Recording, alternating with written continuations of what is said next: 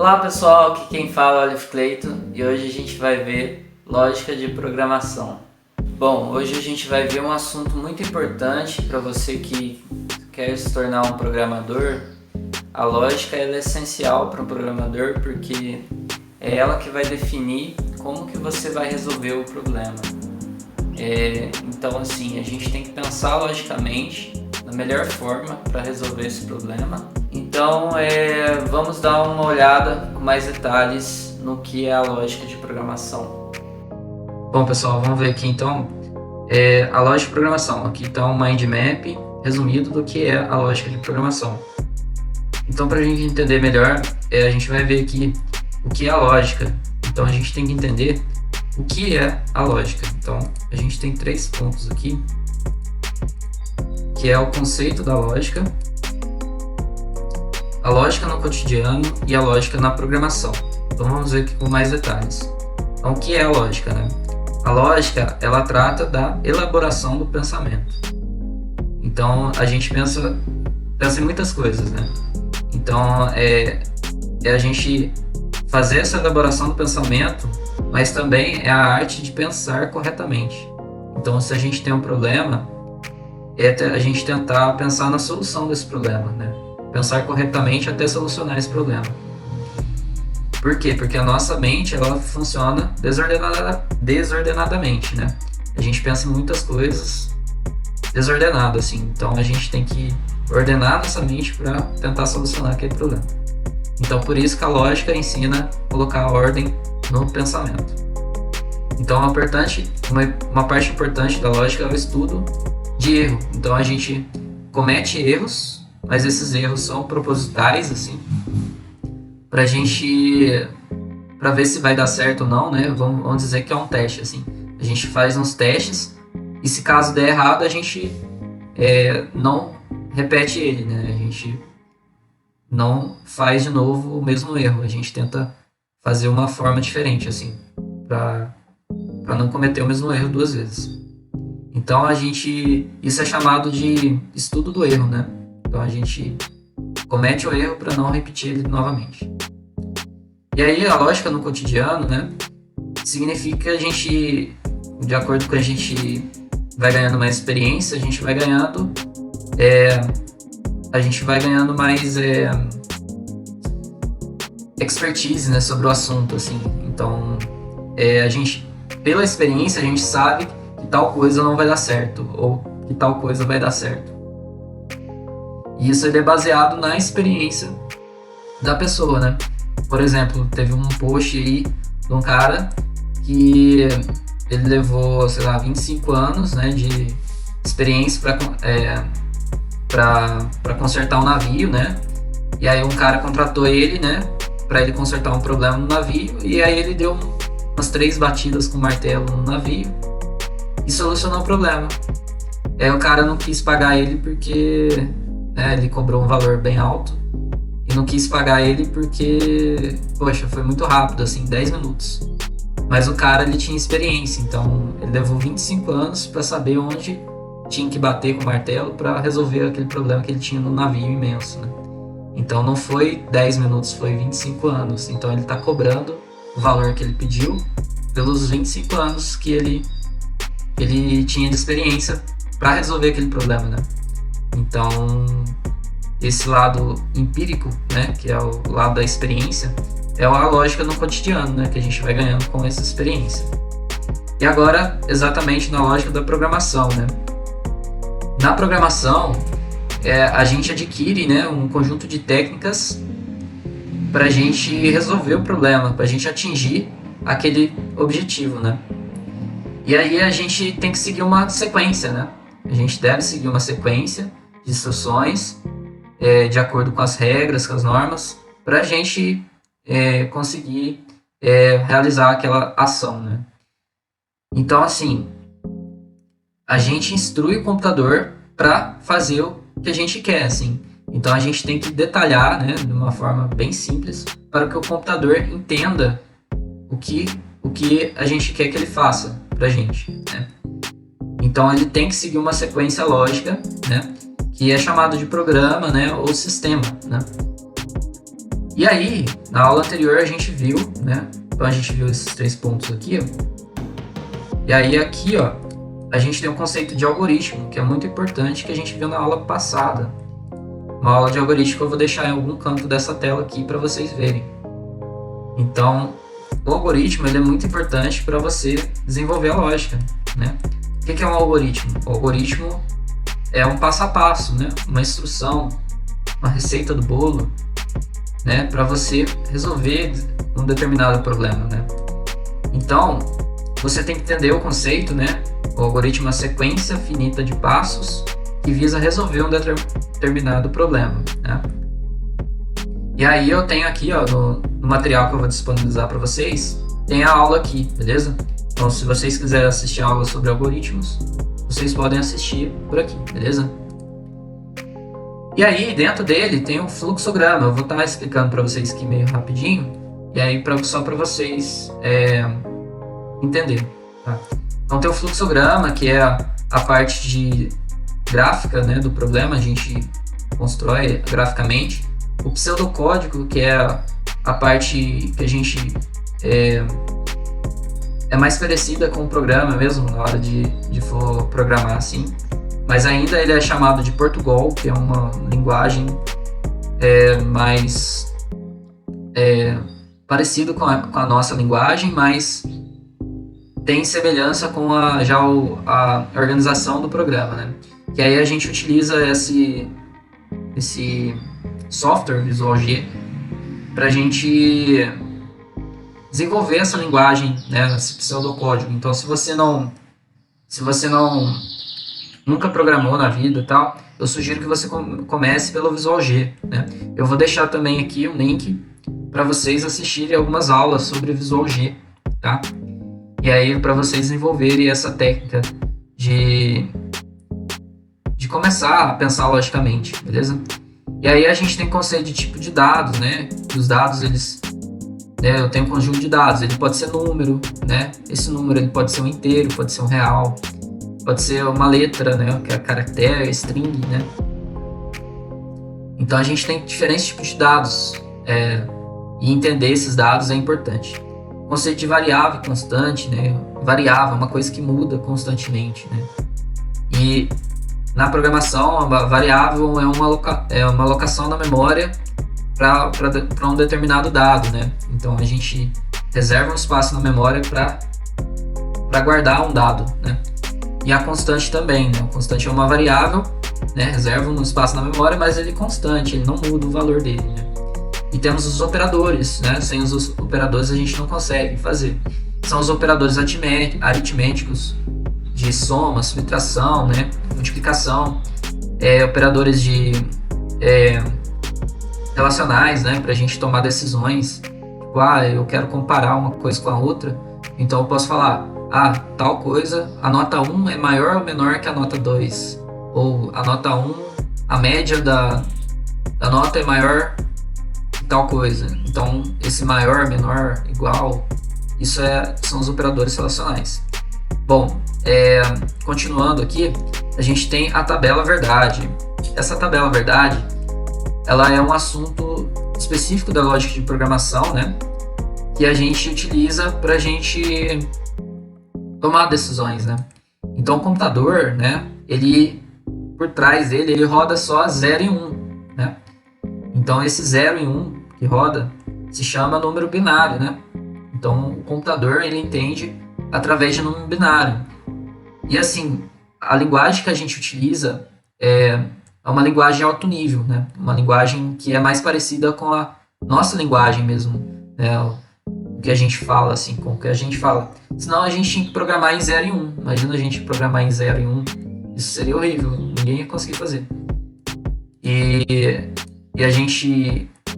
Aí com a evolução da tecnologia a gente tem a evolução da linguagem, né? Que a gente tem essas linguagens de alto nível, que é o C, Java, JavaScript.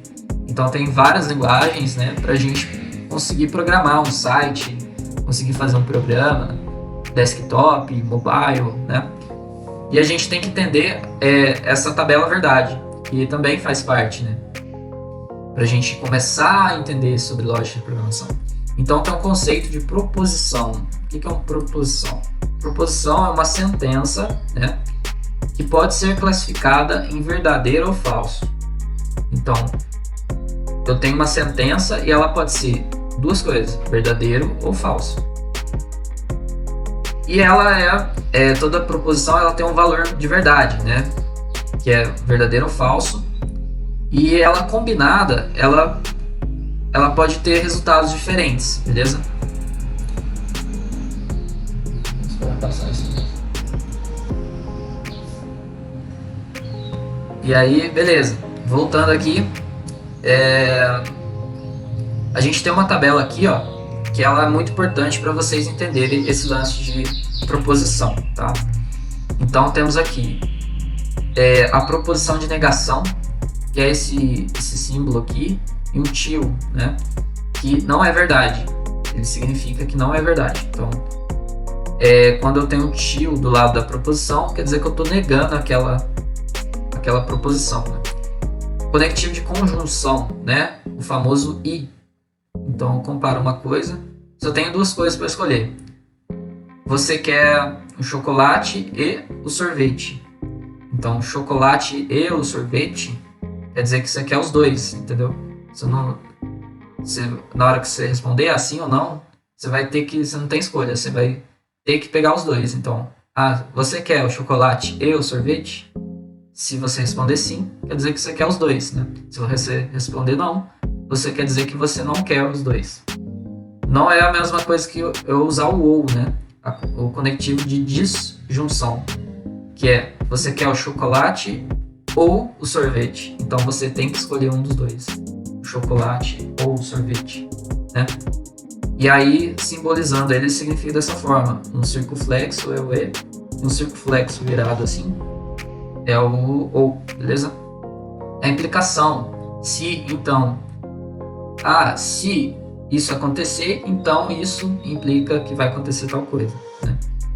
O bicondicional: se e somente se. Isso eu afirmo mais o meu se, né?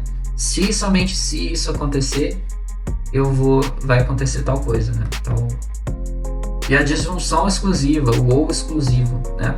Então eu tenho o ou, mas ele é exclusivo, assim. A gente vai ver essas combinações aqui embaixo. Então a proposição, a gente interpreta eles com uma letra, né? Então a gente renomeia as proposições através de uma letra. Então eu tenho duas proposições aqui, ó, que é o P e o Q, beleza?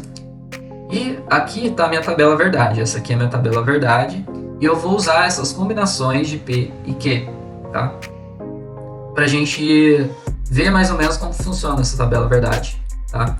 Então, pra gente montar essa tabela, a gente vai utilizar, para montar ela, a gente tem que pegar o número de proposições e elevar ele a 2, né? Por que 2? Porque, quer dizer, eu tenho que pegar o 2, né, que é o 0 e 1.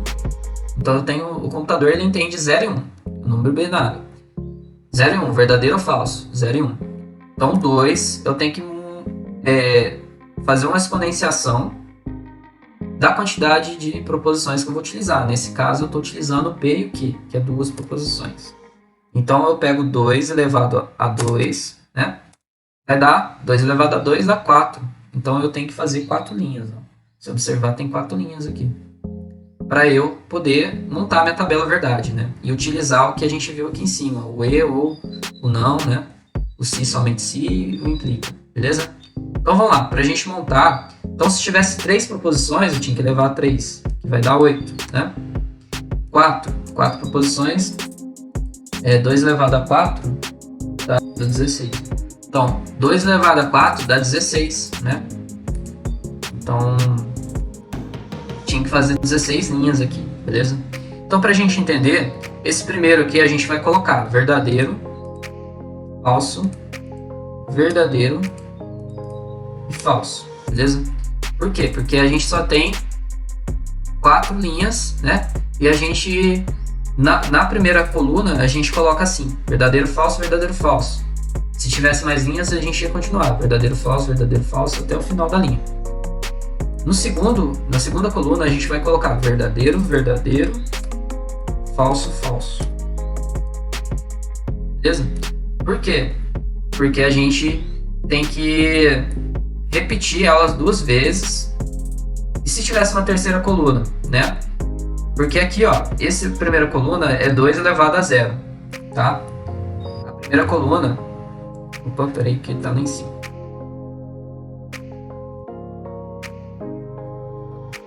A primeira coluna, eu tô elevando ela a 0. Quando eu elevo ela a 0, quer dizer que 2 elevado a 0 dá 1. Então eu tenho que repetir ela uma vez só, beleza? Na segunda coluna, eu tô elevando a 1. Então eu elevo a 1, eu vou repetir 2 vezes cada proposição sequencial. E aí na terceira é 2 elevado a 2, né? 2 elevado a 2 dá 4. 2 elevado a 2 dá 4. Eu tenho que repetir 4 vezes sequencialmente. E assim por diante, né? E com isso a gente consegue montar a nossa tabela verdade, né? E fazer as nossas combinações. Então vamos lá. A primeira aí é a não. A não é a verdade, a proposição de negação, né? Que vem dessa forma aqui, beleza? Então a não P, né? A proposição P, quer dizer que eu estou negando. Então eu falo assim, ó, é verdade? Não é verdade. Então o V, o verdade, vira falso, né? É somente, a negação é você inverter a proposição, o valor da proposição, né? O que é verdadeiro torna falso e o que é falso torna verdadeiro, né?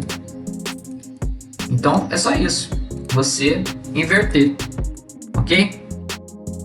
Agora essa aqui, ó, é uma proposição que é o E, né? O circunflexo, né? Chapeuzinho, o famoso chapeuzinho. E aí a gente tem o P e o Q, né? Então, ó, a gente tem o P. P e o Q, a condição para ela ser validada, as 2 sentenças têm que ser verdadeiras. Como assim as 2 sentenças têm que ser verdadeiras para a gente validar como uma função é verdadeira? Por exemplo, eu tenho o chocolate e o sorvete. Você quer o chocolate e o sorvete? Se você quer o chocolate e o sorvete, quer dizer que você quer os 2. Se você responder que sim, você vai receber os 2. Então vai ser verdade somente se você quiser os 2. Se for verdade que você quer os 2. Então é só quando as 2 sentenças são verdadeiras, né? O P e o Q. Aqui é verdade, então a condição vai ser verdade. Se uma das condições for falsa, eu não quero chocolate. Então você não quer o negócio, porque o E, ele obriga você a querer os 2. Então vai ser falso quando toda sentença for falsa. É uma da proposição for falsa, beleza? Então vai ser só verdadeira somente se as 2 forem verdadeiras, beleza? E agora o ou é o contrário, né? Ou ele fala assim, você quer o chocolate ou o sorvete? Ah, eu quero o chocolate. Ah, eu quero só o sorvete. Então, se uma das condições... Ah, eu quero os 2. Então, tipo assim, você pode pegar os 2, você pode escolher um só, né? Então, se você puder escolher os 2 ou escolher um só, quer dizer que se um deles for verdade, você tem a sentença verdadeira. Então, aqui no caso é verdade, verdade, é verdade. Verdade, falso, é verdade, porque uma delas tem verdade. O outro é verdade, falso, é verdade, né? E o outro é falso, falso. Falso, falso, quer dizer que a sentença é falsa. Eu não quero nenhum dos 2, né? Então, eu não quero nem o chocolate, não quero nem o sorvete. Então, se eu não quero nada, é falso. Beleza? Seguindo então, vamos complicar um pouquinho aqui, né? Tá muito fácil. Agora aqui, ó, o implica, né? Então, tem que ser verdadeiro e esse aqui tem que ser falso, pra gente aplicar a condição falsa aqui, beleza? Então, ó, o primeiro e o segundo é verdadeiro, então é verdade. O primeiro é verdadeiro, o segundo é verdadeiro, então é verdade. O primeiro é falso, o segundo é verdadeiro, ok, também é verdade. E o outro é falso, falso, é verdade, beleza? Então ele vai só ser falso se o primeiro for verdade e o segundo for falso, beleza? Então esse aqui foi um resuminho, né? Uma breve introdução sobre proposições, sobre tabela verdade, né? E tem outras combinações que a gente pode fazer também, beleza? Então, seguindo aqui, ó, a gente viu isso aqui, né? E agora a gente vai ver as estruturas, né? Quer dizer, eu vou só falar um pouco sobre, né? Que a gente tem as estruturas de condição e de repetição. As de condição, a gente tem o se, né? O famoso se, então, if else, né? E switch, case, né? Caso, se, né? Um for menor que o outro, não sei o que, seleciona tal. Então, temos essas estruturas de condição. E aí a gente tem também as estruturas de repetição, que é o do while, o for e o while, né? São os três mais famosos, assim.